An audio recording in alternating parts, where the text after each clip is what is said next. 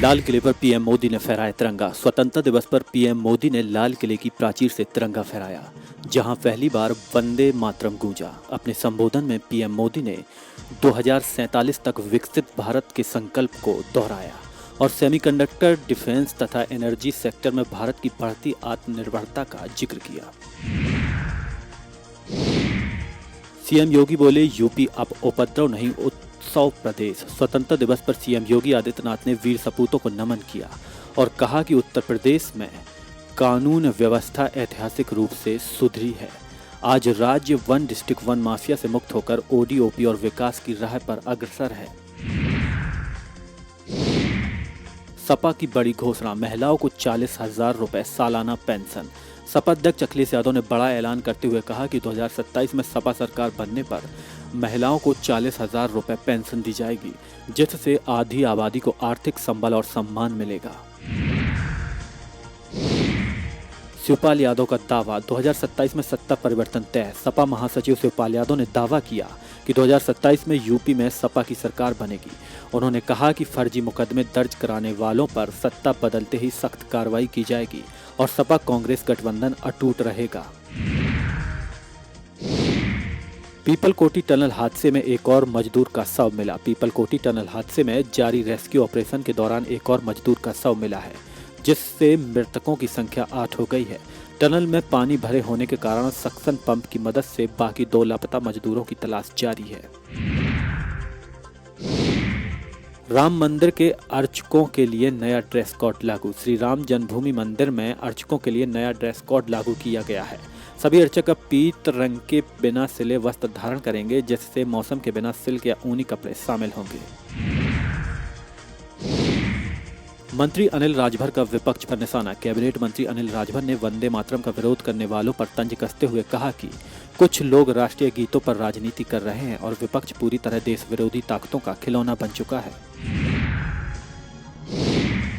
Medical college के TB ward के सभी एसी खराब, मरीज बेहाल। राजर्षि दशरथ मेडिकल कॉलेज के टीबी एवं चेस्ट वार्ड में तीनों एसी खराब होने से सांस के मरीज भीषण गर्मी से बेहाल हैं। तीमारदार हाथ से पंखा चलाने को मजबूर हैं और उन्होंने प्रशासन से जल्द व्यवस्था सुधार करने की मांग की है। मंत्री असीम अरुण का अखिलेश यादव पर पलटवार। अखिलेश यादव के बयानों पर मंत्री असीम अरुण ने कहा कि वे कन्नौज की जनता को हर साल अपने विकास कार्यों का हिसाब देते हैं। उन्होंने अखिलेश यादव से भी अपने कार्यकाल का लेखा जोखा जनता के सामने प्रस्तुत करने की चुनौती दी। अखिलेश यादव ने चुनावी प्रचार वाहन को दिखाई हरी झंडी। 2027 के विधानसभा चुनाव की तैयारियों के तहत सपा अध्यक्ष अखिलेश यादव ने पार्टी के विशेष प्रचारक वाहन को रवाना किया और सुदर्शन चक्र का अनावरण भी किया। राज्य मंत्री रजनी तिवारी बोली, भाजपा 24 घंटे जनता के बीच। मंत्री रजनी तिवारी ने कहा कि भारतीय जनता पार्टी 365 दिन जनता के बीच रहकर काम करती है और यही वजह है कि राज्य में एक बार फिर पूर्ण बहुमत से भाजपा की सरकार बनेगी। प्राथमिक विद्यालय में छात्रा से कराया गया शौचालय साफ। बाराबंकी के सिद्धौर खंड स्थित दीन पनाह प्राथमिक विद्यालय में मासूम छात्रा से शौचालय साफ कराने का वीडियो सोशल मीडिया पर वायरल होने के बाद ग्रामीणों ने भरी आक्रोश है। आप दिल्ली अध्यक्ष सौरभ भारद्वाज ने कहा कि प्रधानमंत्री के भाषणों में वही पुरानी बातें दोहराई जाती हैं। उन्होंने कहा कि सरकार को समझना होगा कि युवाओं का आंदोलन किसी ठोस बदलाव की मांग कर रहा है। पूर्व डीजीपी ब्रजलाल का अखिलेश यादव पर हमला। भाजपा सांसद ब्रजलाल ने अखिलेश यादव के बयानों को फर्जी नैरेटिव बताते हुए कहा कि यूपी आज $1 ट्रिलियन अर्थव्यवस्था की ओर बढ़ रहा है और राज्य में 50 लाख करोड़ का निवेश आ रहा है। हुसैन दलवाई का बयान, वंदे मातरम पर कांग्रेस का रुख साफ। कांग्रेस नेता हुसैन दलवाई ने कहा कि वंदे मातरम हमेशा से गाया जाता रहा है। उन्होंने आरोप लगाया कि भाजपा इस राष्ट्रीय गीत के बहाने लोगों की भावनाओं के साथ राजनीति कर रही है।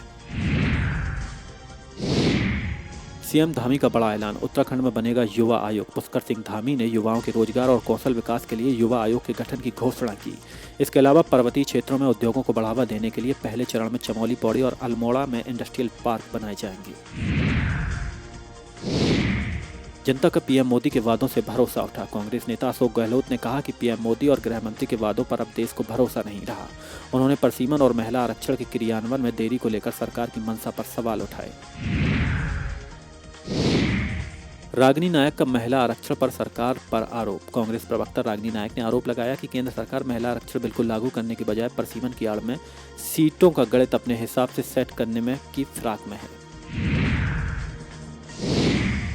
दिमागी नक्सल वाले बयान पर बोले राजीव शुक्ला। कांग्रेस सांसद राजीव शुक्ला ने दिमागी नक्सल शब्दावली पर कड़ी आपत्ति जताते हुए कहा कि यह देश के सोचने वाले बुद्धिजीवियों और युवाओं का अपमान है। जीतू पटवारी ने बेरोजगारी पर सरकार को घेरा।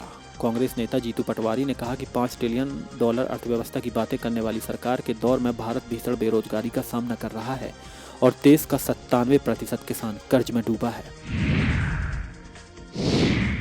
पवन खेड़ा का बयान। सरकार पहले लाठी चलाती है फिर झुकती है। कांग्रेस नेता पवन खेड़ा ने कहा कि सरकार पहले युवाओं और किसानों को नक्सल बोलकर प्रताड़ित करती है और बाद में दबाव में आकर उन्हीं की मांग मानने पर मजबूर होती है। बिहार सरकार दे रही भूमिहीन परिवारों को जमीन। मुख्यमंत्री सम्राट चौधरी ने बताया कि बिहार सरकार 30,000 भूमिहीन परिवारों को जमीन के पर्चे दे रही है और 1 करोड़ गरीबों को मुफ्त राशन कार्ड योजना से जोड़ने का काम तेजी से चल रहा है। अखिलेश यादव का यूपी पुलिस और व्यवस्था पर सवाल। सपा अध्यक्ष अखिलेश यादव ने आरोप लगाया कि उत्तर प्रदेश में पुलिस व्यवस्था पूरी तरह ध्वस्त हो चुकी है और सरकार शिक्षा तथा स्वास्थ्य सेवाओं को सुधारने के बजाय सिर्फ पब्लिसिटी पर खर्च कर रही है।